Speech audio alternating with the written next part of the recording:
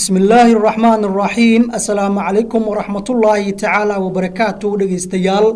halkan waa radio Gedo codka gobolka Gedo xaruntiisa degmada Doolo Soomaaliya ku soo dhawaada warka gudaha iyo caalamka ee idinkaga hayno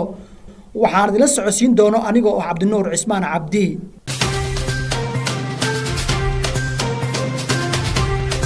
qodobada warka gudaha aad ku dhageysan doontaan ayaa waxa ka mid ah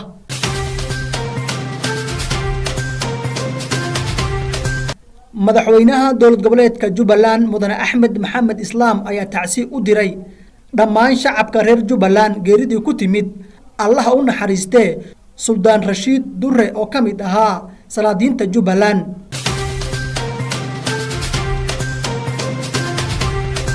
waxaa sidoo kale warkeen aad ku dhageysan doontaan booliska Kenya oo fashiliyay weerar ay al-shabaab qorsheynayeen inay ka geystaan magaalada Mandera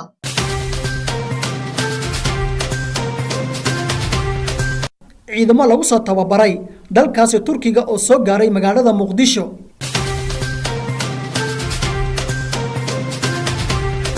Puntland oo u dabaaldegayso sanad guuradii 21aad ee ka soo wareegatay xilligii la aas-aasay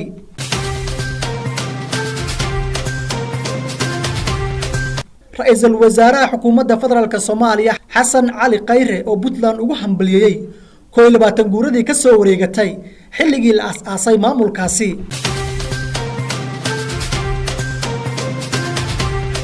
maxkamadda gobolka Banaadir oo bilowday dhageysiga dacwad ka dhan ah muwaadin u dhashay dalka Ingiriiska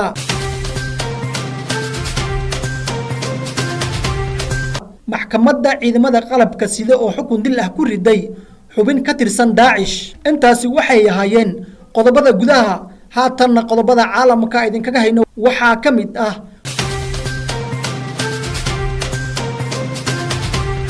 warbaahinta Mareykanka oo sheegtay in uu dhintay wiil uu dhalay Osama bin Laden qodobadaasi oo faahfaahsan iyo xubintii ciyaaraha ayaad goordhow dhageysan doontaan ee u diyaar garooba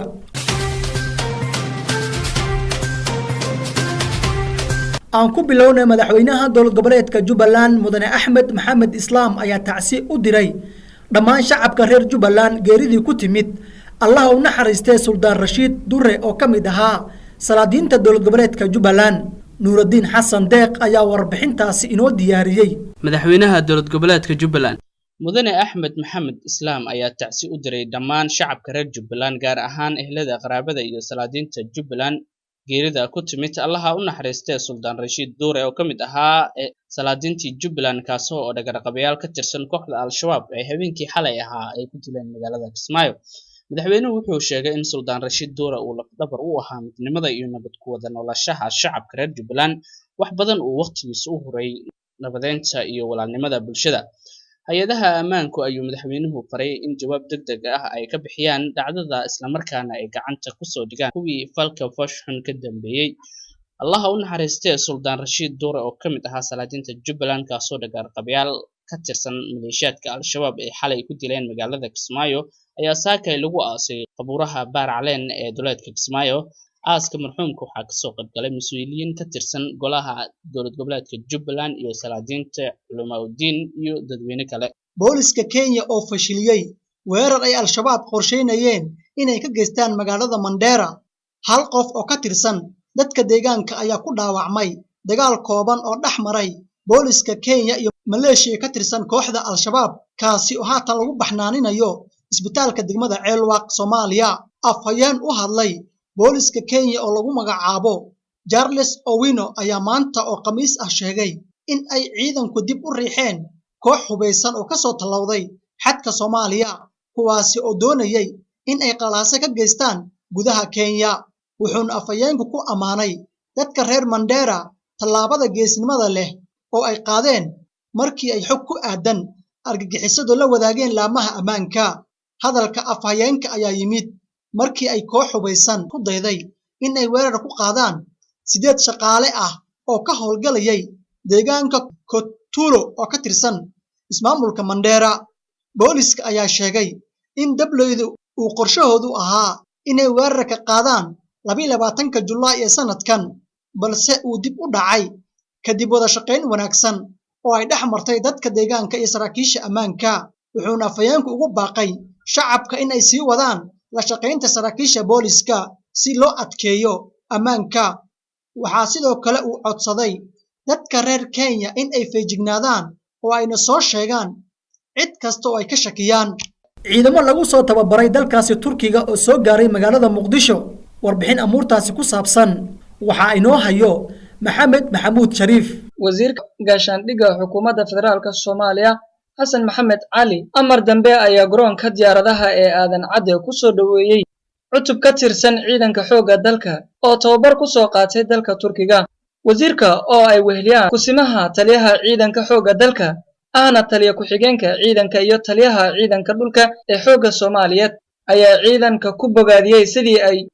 ugu dhabar adeegeen tababarka ay soo qaateen. Taliyaha ciidanka dhulka ee xoogga dalka Soomaaliya General Odowa Yusuf Raage ayaa ciidamada kaga mahadceliyay sida wanaagsan ay tababarka u qaateen muddadii ay joogeen dalka Turkiga. Kusimaha taliyaha ciidanka xoogga dalka ahna taliya ku-xigeenka ciidanka xoogga dalka Sareeyagas Cabdi Xasan Maxamed Xijaal ayaa dowladda Turkiga kaga mahadceliyay dadaalka adag ay ku bixinayso dhismaha ciidanka xoogga dalka. Wasiirka gaashaandhigga xukuumadda federaalka Soomaaliya Xasan Maxamed Cali waxa uu sheegay in dowladda Soomaaliya ay ku howlan tahay dib u dhiska ciidamada qalabka sida ee Soomaaliyeed. Ciidankan oo soo gaaray magaalada Muqdisho ayaa muddo ku dhow sanad waxa ay tababar ku qaadanayeen dalka Turkiga, waxaana jira dufcado kale oo iyaguna ka soo baxaya dugsiga Turksom ee Muqdisho iyo xarumo kale kuwaas oo door buuxa ka qaadan doona la dagaalanka argagixisada. Halka aad naga dhageysanaysaan waa Radio Gedo mowjada 89.1 MHz ayaad nagala jaan qaadaysaan. Haatana Puntland dowlad goboleedka Puntland ayaa u dabaaldegayso sanad guuradii 21aad ee ka soo wareegatay xilligii la aas-aasay. Cabdullaahi Maxamed Xamuud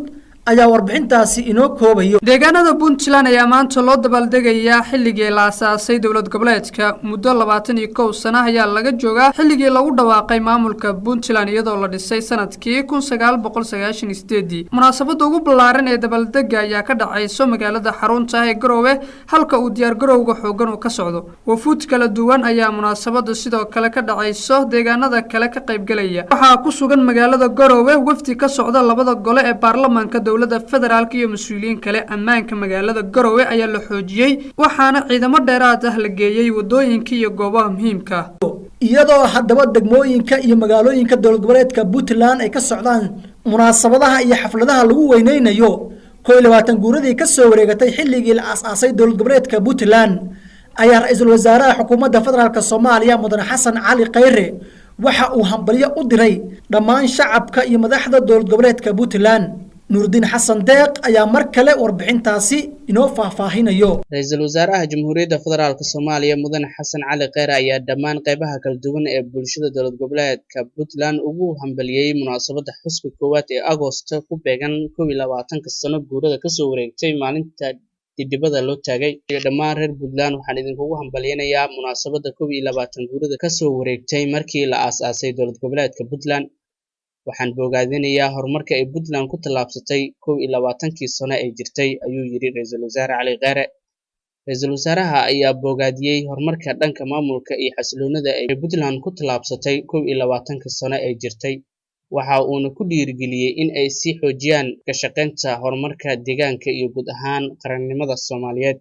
Ra'iisul Wasaaraha ayaa reer Puntland iyo guud ahaan ummadda Soomaaliyeed u rajeeyay horumar ballaaran, nabad iyo barwaaqo. Booliska Kenya oo fashiliyay weerar ay Al-Shabaab qorsheynayeen inay ka geystaan magaalada Mandera. Hal qof oo ka tirsan dadka deegaanka ayaa ku dhaawacmay dagaal kooban oo dhex maray booliska Kenya iyo maleeshiya ka tirsan kooxda Al-Shabaab kaasi oo haatan lagu baxnaaninayo isbitaalka degmada Ceelwaq Soomaaliya. Afhayeen u hadlay booliska Kenya oo lagu magacaabo Charles Owino ayaa maanta oo Khamiis ah sheegay in ay ciidanku dib u riixeen koox hubeysan oo ka soo talowday xadka Soomaaliya kuwaasi oo doonayay in ay qalaase ka geystaan gudaha Kenya. Wuxuuna afhayeenku ku amaanay dadka reer Mandera tallaabada geesnimada leh oo ay qaadeen markii ay xog ku aadan argagixisadu la wadaageen laamaha ammaanka. Hadalka afhayeenka ayaa yimid markii ay koox hubeysan ku dayday in ay weerar ku qaadaan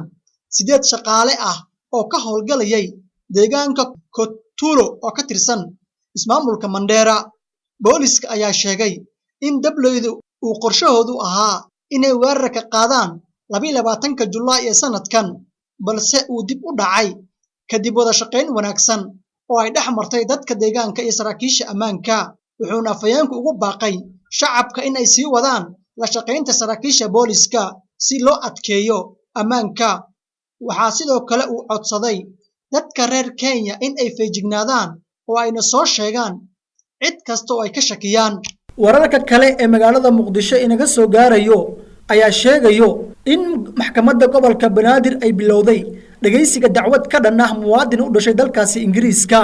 Maxamed Cabdullaahi Shariif ayaa warkaasi inoo hayo maxkamadda gobolka Banaadir oo bilowday dhageysiga dacwad ka dhan ah muwaadin u dhashay dalka Ingiriiska oo loo haysto qalqalgelinta amniga garoonka Aadan Cadde Under Brian Ireland oo u dhashay dalka Ingiriiska ayaa loo haystaa inuu agab ciidan ka dhoofin rabay gigida diyaaradaha ayaa shalay la soo taagay maxkamadda gobolka Banaadir ciidamada ilaalada garoonka diyaaradaha Muqdisho ayaa soo bandhigay 7 qasnadood iyo jaakadaha aanay xabadu karin oo ay 6 bishan ku heleen eedeysanahan xilli uu u safrayay dalka Imaaraadka Carabta Muuse Macalin Maxamed gudoomiyaha maxkamadda gobolka Banaadir ayaa sheegay in dhageysiga kiiskan loo haysto Under Brian dib la isugu soo laaban doono qaybta labaad ee dacwadan dhageystayaal waxaad wali dhageysanaysaan radio Gedo codka gobolka Gedo xaruntiisa degmada Doolo Soomaaliya maxkamadda ciidamada qalabka sida ee xukun dil ah ku riday xubin ka tirsan Daacish waxa warkaasi mar kale inoo diyaariyay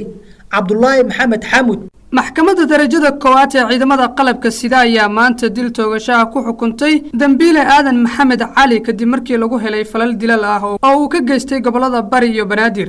maxkamadda ciidamada ayaa sidoo kale amar ku bixisay in xabsiga laga sii daayo Cabdishakuur Xaaji Barsanji kadib markii lagu waayay wax dambi ah eedeysanahan koowaad ee aadan maxamed cali waxaa si gaar ah loogu eedeeyay inuu ka tirsan yahay kooxda Daacish una qaabilsan yahay qaybta fulinta dilalka qorsheysan isagoo ka soo howlgalay gobolada Banaadir iyo Bari qaybna ka ahaa fulinta dilalka soo socda taariikhdu markay ahayd 24 bisha 9aad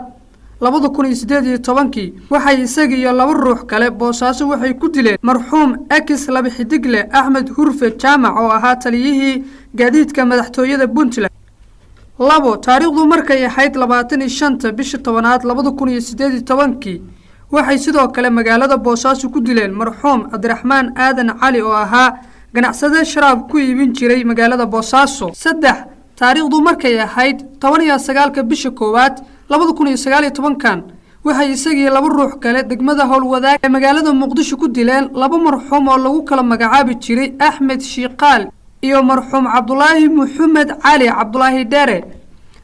taariikhdu markay ahayd 27 bisha 1aad 2019 waxay degmada Yaqshid ku dileen marxuum Akis Dable Axmed Cabdi Xuseen iyadoo ciidamada amniga ay soo qabteen kadib markii uu dhaawac ka soo gaaray fulinta dilka marxuumka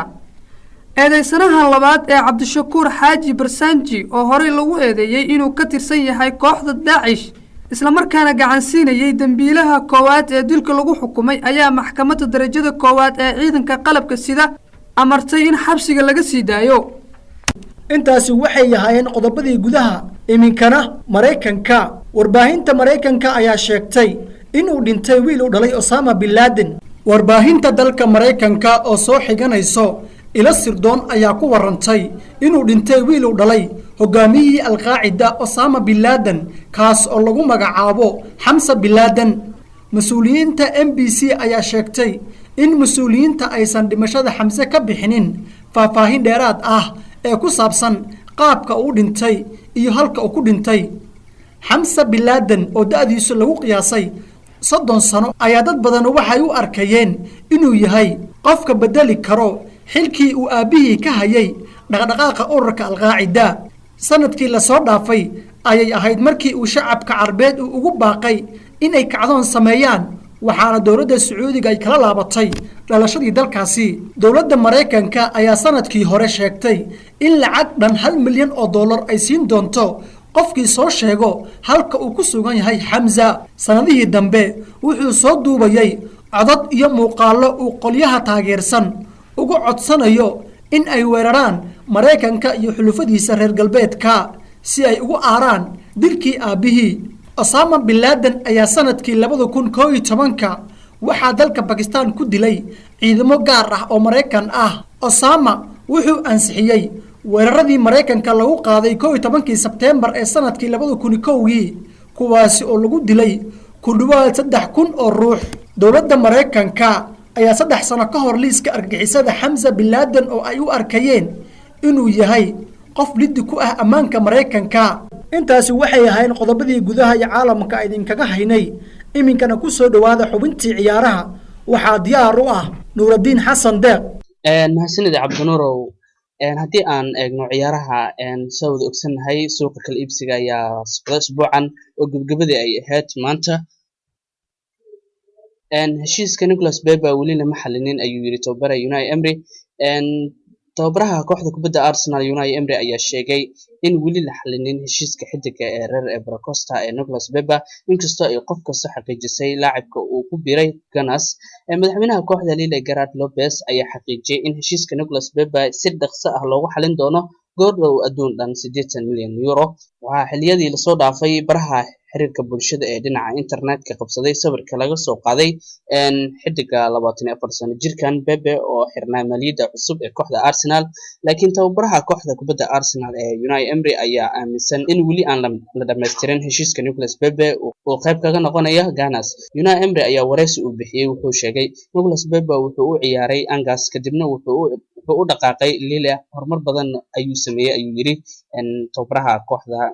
Unai Emery. waxaa la hadlayaa ciyaartoy badan laakiin waxaan doonayaa ayuu yiri in aan la saxiixo ciyaartoy runtii na caawin karta xilli ciyaareedka cusub. wuxuu leeyahay heshiiskan Nicholas Pepe weli go'aan lagama gaarin laakiin wuxuu ka mid yahay ciyaartoyda aan runtii doonayno inaan soo xirgelino ayuu yiri. ujeedkeena waa inaan la saxiixano ciyaaryahanka kale haddii aan eesano. laakiin wuxuu intaasi u raaciyay tababaraha Unai Emery wuxuuna yiri waxaa cusub mudan in Arsenal ay ku guuleysato in heshiiska amaha kala soo saxiixatay xidiga reer Spain ee Daniel Ceballos kaasoo ay kaga yimid kooxda Real Madrid. Cabdinuurow dhinaca kale haddii aan fiirino xidigii hore ee kooxda Man United ee lagu magacaabo Ibrahimovic oo codsi muhiim ah ku aadan Pogba u jeediyay kooxdiisa hore ee Manchester United. waryahanka reer Sweden ee Zlatan Ibrahimovic ayaa kooxdiisa hore Manchester United ka codsaday inay iska iibiyaan Paul Pogba inta lagu guda jiro suuqa kala iibsiga ee xigaagan. xidigan qadka dhexe ee Paul Pogba ayaa si weyn lala xiriirinaya in uu ku biiro midkooda kooxda Juventus iyo Real Madrid kadib markii uu sheegay inuu xiisanayo loolan cusub ee meel kale ah. Zlatan Ibrahimovic ayaa wareysi uu siiyay shabakada BBC Sports wuxuu uu ku sheegay in maamulka Red Devils ay qasab ku tahay in Pogba ay ogolaadaan inuu baxo haddii uu doonayo.